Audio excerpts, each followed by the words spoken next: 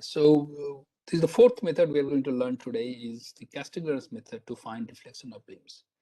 As in case of moment area method, Castiglione's method is also if you need to find deflection or slope at a particular location in the beam, you use Castiglione's method. Very well-known method, and this method is not restricted to beam. This method is it's general and useful for any kind of structure that you have. It can be beam, it can be frame, it can be any solid structure. It can be a 3D solid also. You can use Castiglione's method to find deflections or deformations at a particular location. Okay. Before we go into Castiglione's method, we need to learn what is strain energy, because Castiglione's method depends on strain energy, right? And here is an expression for strain energy, which we learned, I think, a few classes of 1 month before, where the total strain energy of the system, total, remember, not strain energy density, it is the total strain energy. Total strain energy is half integral over the volume, stress into strain and dV. Okay, right? So that's strain energy in total. So now how does, so this is for general structure, right? How does it becomes a formula for explicitly for beams? That's what we have to look into. And for that, let's get into this slide. So we are looking only into pure bending case. Okay, so there is no shear component here, and we are not going to deal with shear in this class today, at least.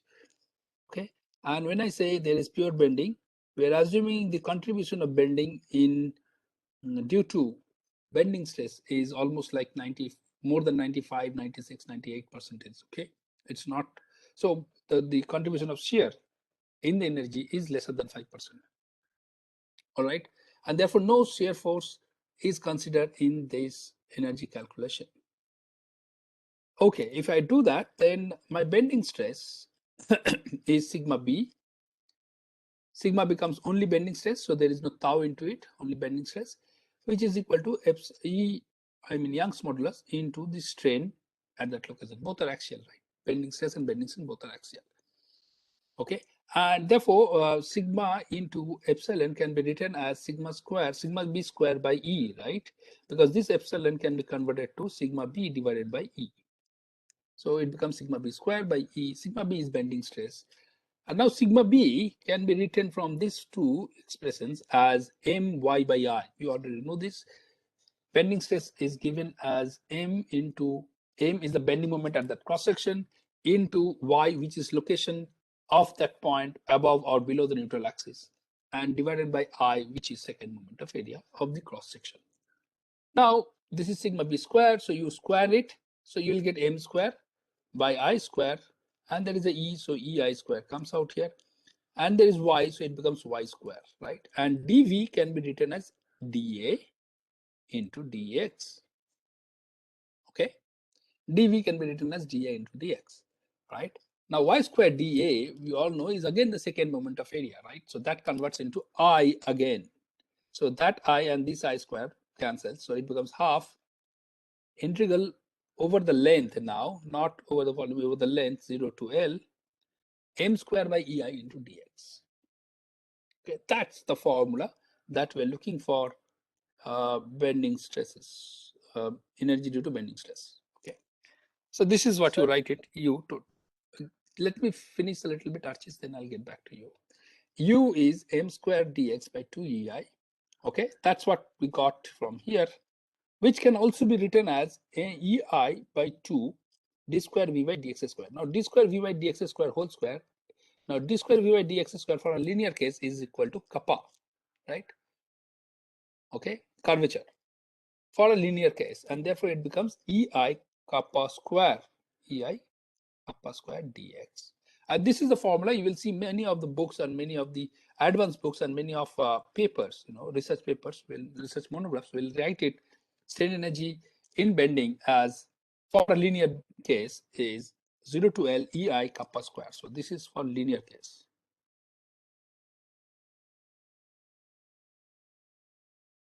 Okay. All right. And yeah, or we in our calculations we'll use mostly this one, half m squared dx. This is what we're going to use. Okay, and yeah, so before we go to Castiglionis, I'll stop and answer your question. Yes. Sir, we are writing y square dA as I, right? So we are assuming that dA is independent of x. dA is in the, yeah, it's a cross section, right? So we're assuming the cross section is constant because the cross section at that point will not change, right? For a particular x, dA is not going to change. Sir, what if we have something like two composite material that is twisted? Like, yeah, then the formula has to be divided, divided in the sense written in a bigger format for composite material. So your E will be changed. Your twisted, this is not considering twist. no, sir, Correct. like the beam is made like that. Not just because of twist. I mean, the okay, I understood actually right now. Okay. If you have a twisted beam, then at that particular cross section, your A is constant, right? So what you are doing here, if you see the beam,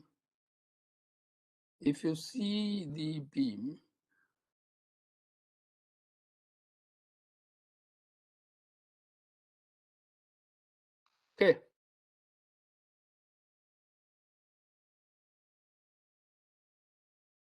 Now at any particular cross section,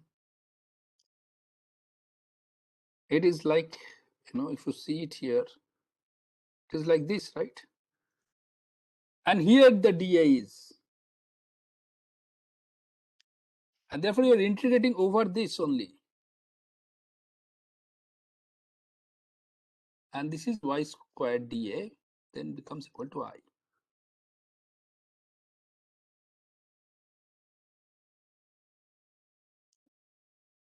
Okay. So now if you look at another cross section, and let's say its A is different, that the cross section pattern is different. Let's say it is, I don't know, let's say like this. But then also you can, whatever you do, your y squared dA is going to be I for that particular cross section. So as it is twisted, if you say, and if the cross section is changing, every cross section will have its own I, and that I has to come here. So in that case, you can write your I as a function of x. Okay.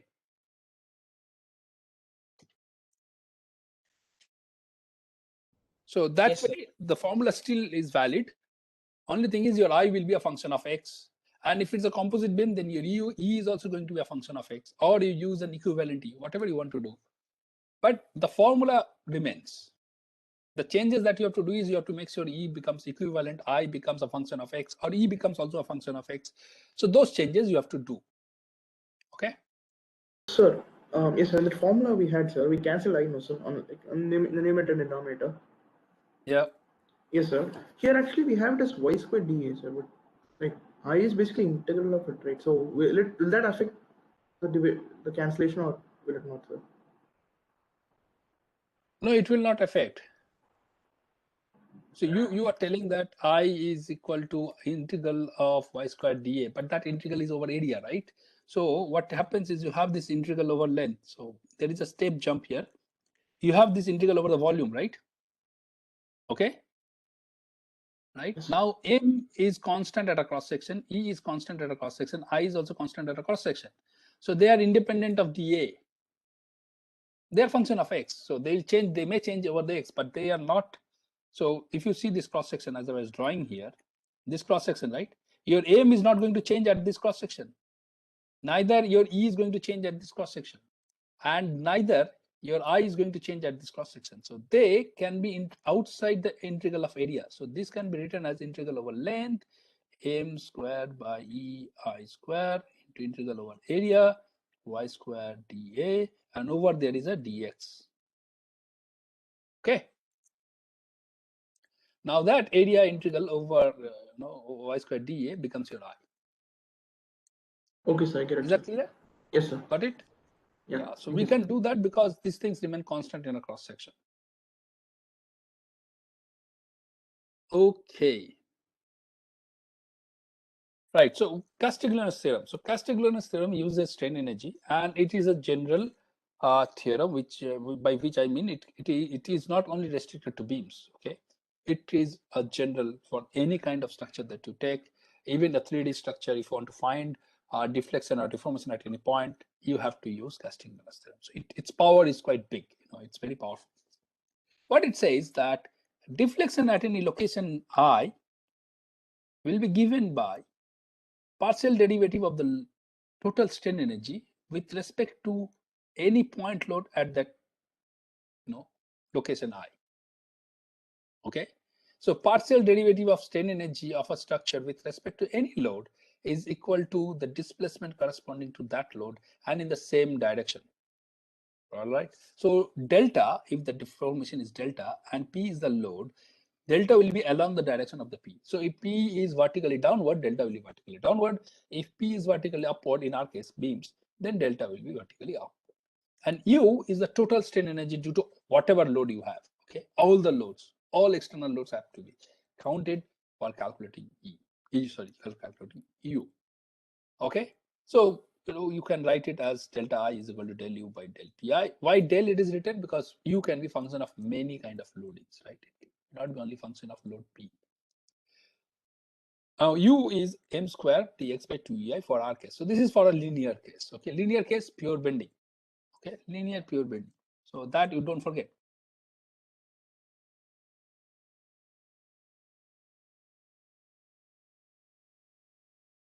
And which is almost 95% of universal truth is linear pure bending. The formulas will change, but this doesn't change. This part does not change. The formula for U changes if you consider shear stresses into it and other forces also. Okay. Now note is, which we make mistakes of, are delta I is along the direction of Pi. Always remember this. Delta I is at the same location as Pi. Okay, so if there is no Pi at that location, you have to assume a fixus as Pi. And theta I, if you're not looking for Pi, you are looking for theta I, then theta I is in the same location as and in the same direction as mi. Okay, so how do you calculate? How do you find theta I or the slope? It will be the same formula. It will be derivative with respect to mi. So concentrated moment. So mi is concentrated moment.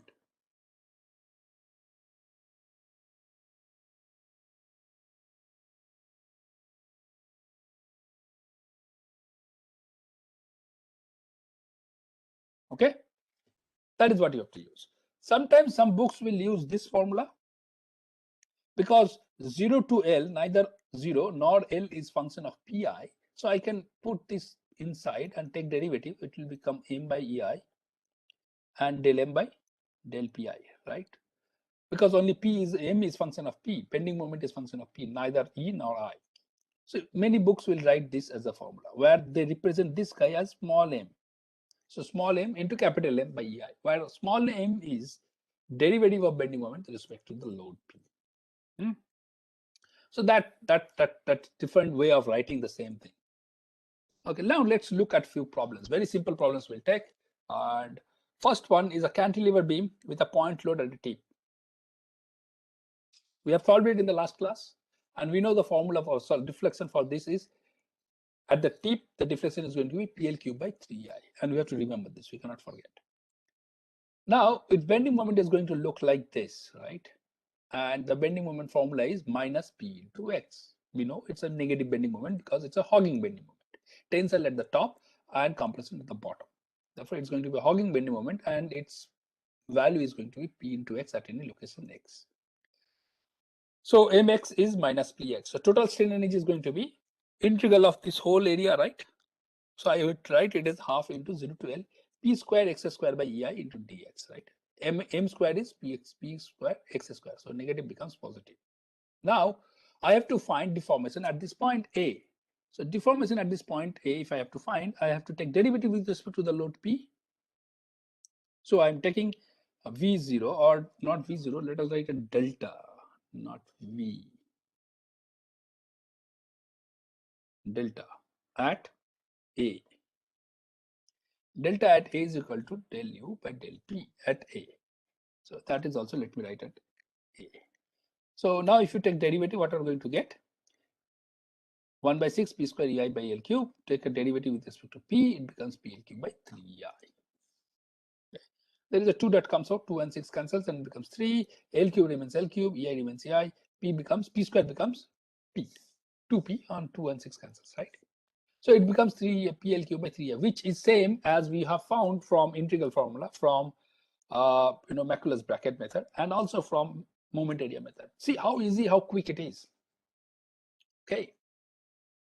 Right. Now you want to find slope, or you want to find again deflection or slope. If you have a beam, again cantilever beam, and you have a point moment acting at A.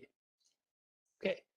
Point moment acting at A, I need to find what would be its slope at A. So I have to take derivative with respect to the slope m0, right? So what is its energy going to be? Now, if you have a point moment acting at A, its bending moment diagram is going to look like this. M0 all through. Any cross section you take, its bending moment is M0 because M0 is constant. It's not changing. And it's going to be a hogging moment again, because if you have a moment like this, the beam is going to bend like that. So tensile at the top and compression at the bottom, right? So it's again a hogging moment. So it's going to be minus M0 all through the beam. So now if you integrate and find the total strain energy, it's going to be half integral 0 to L minus M0 square by EI dx, which if you integrate becomes half M0 square L by EI. Now to find slope at this point A, theta not 0, theta at A, it should be derivative with respect to external point moment at A, and that is M, right? So if you take derivative with respect to that, you get half into 2 M0 by EI dx. So it is going to be M0 L by EI. And it's anti-clockwise because the moment was anti-clockwise. So it will be the same direction as the moment. If it comes out to be positive, it's the same direction as the moment. If it comes out to be negative, it's opposite direction. Okay, remember that. Okay. So two problems we solved. Let's look into something called superposition principle. How it's whether it's valid. Yes, Kanika sir. So that m naught was the external moment at that point also, like external Yes. moment, right? So, okay, so Yes. if there is, but external moment acts only at A, sir. So if you want to find it at any other point other than A, then what do we do, sir? Then you cannot find it by the current way I'm telling. We will solve one problem and show you how to do it. Okay, sir. All right. Okay. So we will come to superposition principle a little later. Yeah. Here, let's come here and see what is superposition principle. Let's say now we have both point load and a moment acting. Okay, at point A. So by superposition principle, the deformation and the load are linearly related, right? So if P is the load, then delta is the deflection. And if 2P is the load, then 2 delta is the deflection, right? If M0 is the load and you have theta as a rotation or slope, then 2M0 means 2 theta 0. Okay. So they are linearly related. But strain energy, if you remember, we have done this earlier. Strain energy is not linearly related with the load because it depends on P square or M square, right? So let's see. Let us prove that here. So I have this structure. I can divide this structure into two structures for deformation calculation. One with a point load, the other with a point moment. Right? Using superposition, I can write bending moment mx is equal to minus px due to this load and minus m0 because of this load. That's going to be your bending moment diagram in that case. Do it at home. That's how you use superposition. So because of m0, this is the bending moment diagram. And because of p0, it will add on, right? So it will just add like this. If the p0 is on the opposite direction, then it will go like that. And only the rest of the part is so it's going to go like this. So its bending moment is going to be something like that. You have to draw this. You have to do it yourself. Now the total strain energy is going to be m square by 2ei, right? M square. So this is your m. So you have to square it. Now you see that it is going to be square of this plus square of this plus 2 into this, right? 2 into m into px. Now that 2 into m into px is the extra term that is coming. So strain energy due to this load plus strain energy due to this load, and there is a coupled strain energy that will come. Okay. So all together will be your total strain energy. And to find your deflection or slope, you have to just take derivatives with m0. If you take derivative with m0, you get your slope at theta a. So del u by del m0 you do, and you get this. Now you see, this is the slope due to point load, and this is the slope due to the moment. So the slopes have just been added up because of individual loads. So superposition principle is valid for calculation of deformations and slope. Similarly, deformation delta A, PL cube by 3i plus M0 L square by 2i. So both can be added up. So this is for the point load and this is for the point moment. So superposition is valid in case of deformations also. Only thing is it's not valid for calculation of strain energy, where you have to calculate the overall bending moment and integrate it. Okay. All right.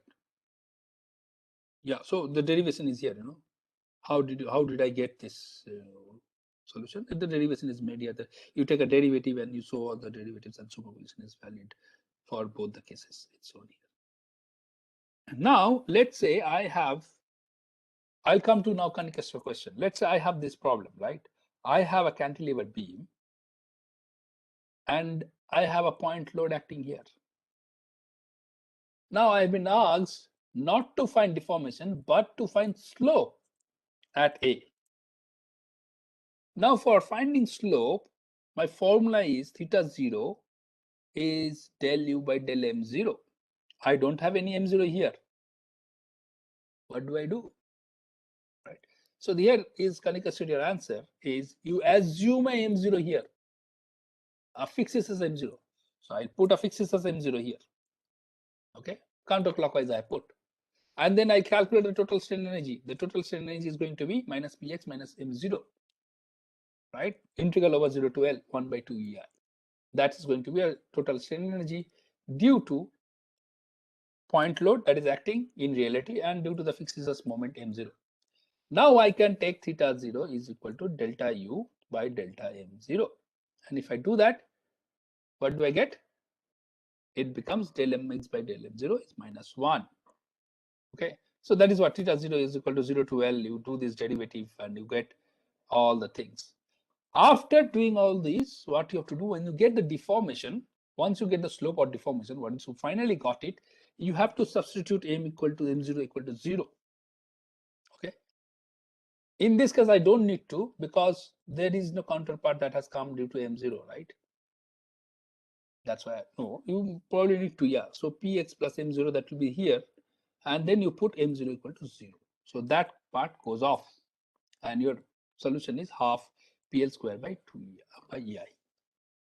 Okay, and this is acting along the direction of, because it's positive, it is acting along the direction of m0, therefore it is counterclockwise. Is that clear, Kanikastra? Suppose I have been asked to find deformation at any other point. Okay, let's say I've been asked to find deformation at this point. What I have to do, I have to assume a fixed scissors load here, EF, do a moment balance, find bending moment for our complete section, right? The bending moment will be something like this, and then it will change because there is a point load here. You have to find the total bending moment. Once you found the total bending moment, you have to take derivative with respect to this P.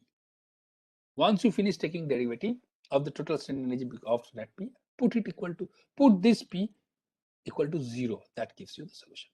I think we have done similar things before. Okay, so this is how you have to do it. So in this case, the case is quite different. You have to find deflection at A where there is only moment acting. What are you going to do? You're going to assume a P0 fixes as load and find the total strain energy, take derivative with respect to fixes as P0 and solve it. Okay. Remember, there is a law called Maxwell-Betty's law, which tells that Kij is equal to Kji. Therefore, we can use it sometimes when you find deflection is if there is a unit load at I, and for that unit load, if you have a delta J deflection at J, right, then for a unit load at J, the deflection at I will be delta I and they will be equal. Delta I will be delta J. Okay. So this is the Maxwell. We'll use it some point of time. Now, may not be now, maybe in the statical indeterminate structures or where we have to find deformation at many places, we'll use that. Here is another simply supported beam case. We have done cantilevers, a simply supported beam case, and you have a UDL. And you have to find total strain energy. Same thing I'm going to use. M is this, and your U is going to be m square by 2EI, and you calculate it. Same thing you can do when you know the deformation, right? You already know the deformation. You can use your second derivative formula which is d square v by dx square, or kappa. You can find kappa from your deformation.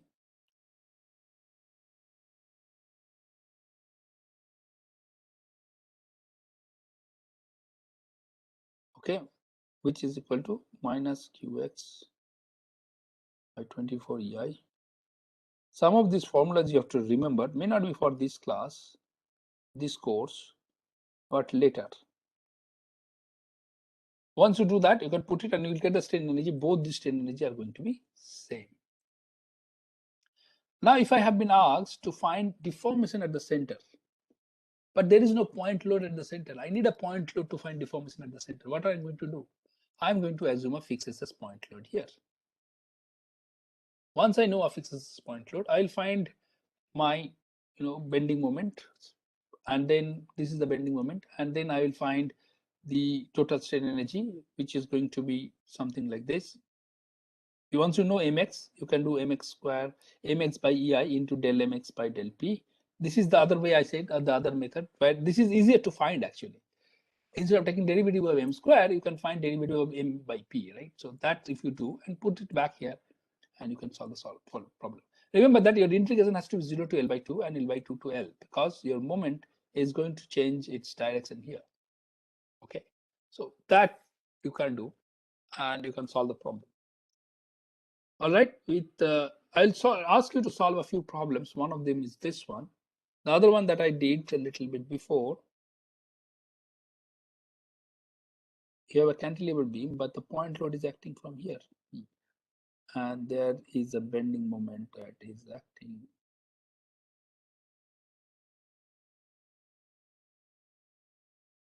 Okay. Okay, no. There is this point load is not acting in that direction. So this bending moment is acting this direction, and the point load is acting along this direction. Find theta A and delta A. This is your A, this is your B. Solve this problem. Okay. Solve for this problem also.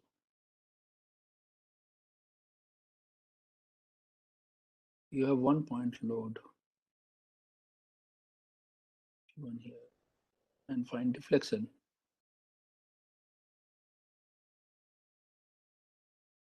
Delta at C.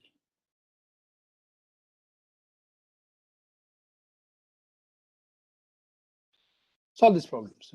These are very simple problems, but it will help you to grasp the Castiglione theorem. Okay, statical indeterminate beam we'll cover in the next class.